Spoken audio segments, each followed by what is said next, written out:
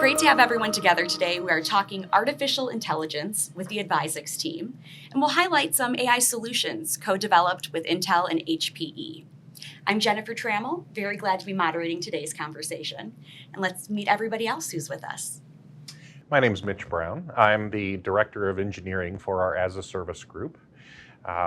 My role specifically is to lead the team of engineers that assists our sales organization with developing as-a-service solutions for the industry. Hi, my name is Chris Miller. I've been with Advizex for 12 years. I'm our Chief Technology Officer, and I have responsibility for our technical pre-sales consulting team.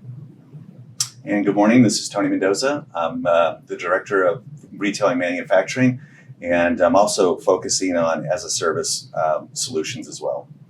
And I'm Tyler Clark. I work in business development for Hewlett Packard Enterprise, specifically focusing on our partner community in North America. And joining us remotely today, Akhil, will you introduce yourself? I'm Akhil Bhargava. I work for Advizex.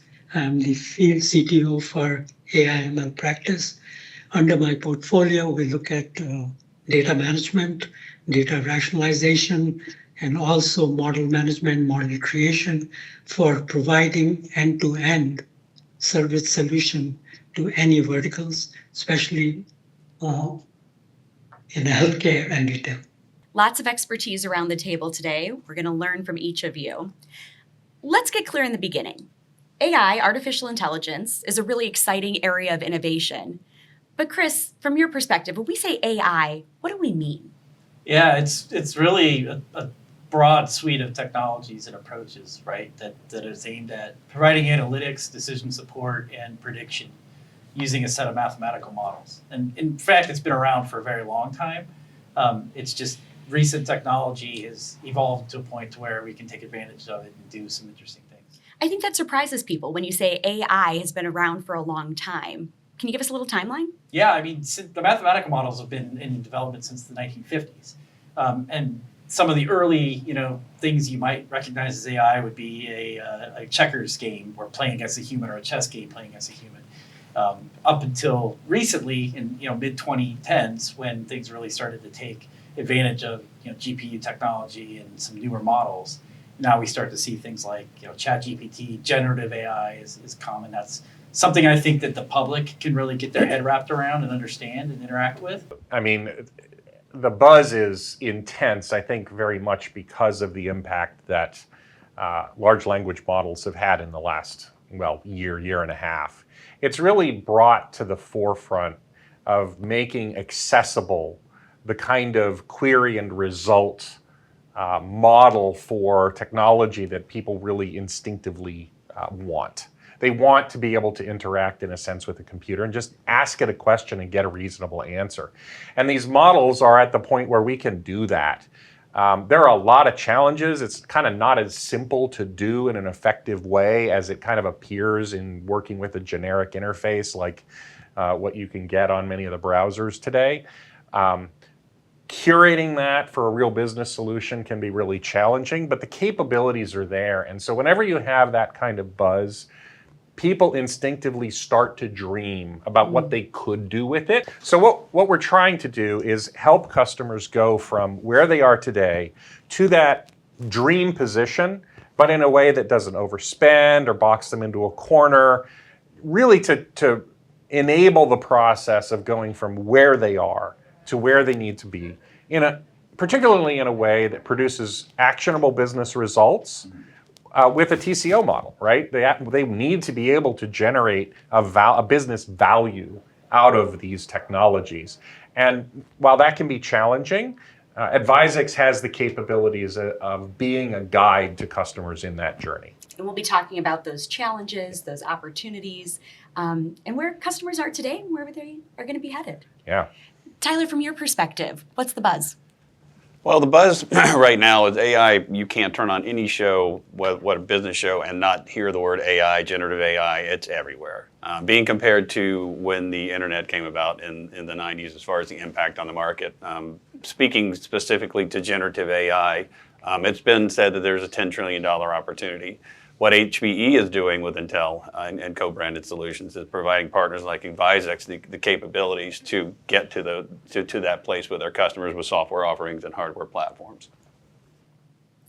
Chris, let's turn to you as Chief Technology Officer here at Advizex. What are really the core strategies that you're employing in AI? Yeah, there's several approaches we're taking. So the first is we're trying to help customers find the business value, as Mitch mentioned, and really get a grasp of what use cases make sense for them that can provide an ROI. And then what kind of data do they have? Where is that data? How well do they manage it? How's it governed today?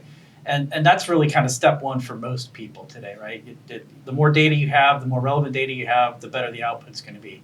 The second piece of this is really, if you look at the portfolio of Advizex, we have a lot of OEM partners and technologies that we work with.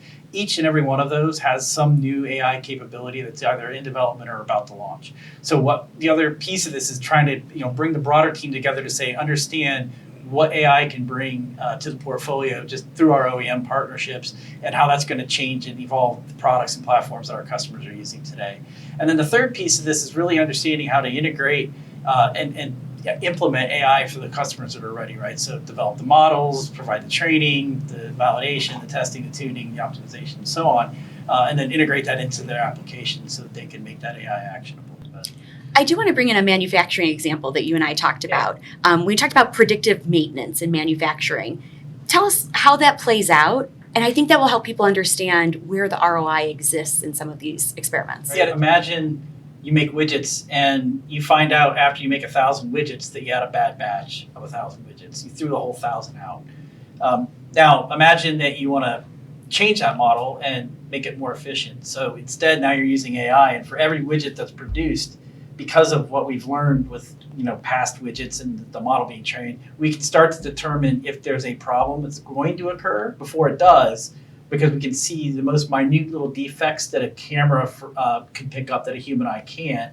And we can then pause, make adjustments to correct the issue, and throw away a couple of widgets instead of 1,000, right? So it's just a greatly simplified example of it, but that's allowing manufacturers to do things that they just weren't able to do before with human beings alone. And you're addressing those issues more quickly. Yeah, you save money in the and end. you're saving money and you're paying for your investment. It kind of falls in the quality control Yeah. bucket as well as predictive maintenance. Yes. Right, and that's a really key element to our strategy, is that when you talk about an example like this, there's a value being produced by changing from throwing away 1,000 widgets to a few, and that produces a business benefit that you can quantify. And that's why we're bringing these things together in our as-a-service solutions, so that we can show organizations that kind of cost per unit financial modeling, which makes it a lot easier to align with the value of the outcome.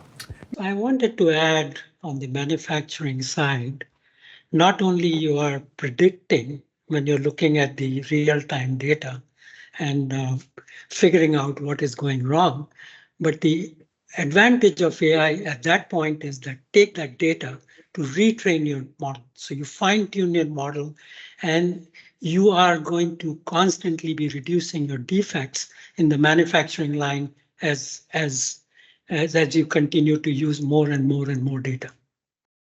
Tyler, as we think about the underpinnings, what's required to make all of this work, HPE has a massive portfolio. Can you tell us about that?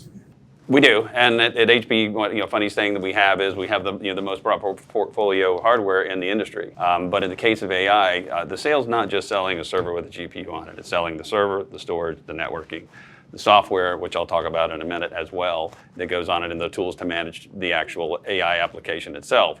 One of the things we found in the partner community and in the end users that we deal with is if we add a layer of complexity to a sale when we introduce an independent software vendor. So an ISV is the term that you'll hear thrown around. They're generally going to go build, depending on the use case or the the actual industry that use case is being that's actually there. They specialize in something like what we call computer vision. What HPE has done is gone out and served, and met with the best-in-class, the ISV, to simplify that process, to let a partner like Advizex go out there and be able to effectively sell, because at the end of the day, we need to make this easy and repeatable and scalable.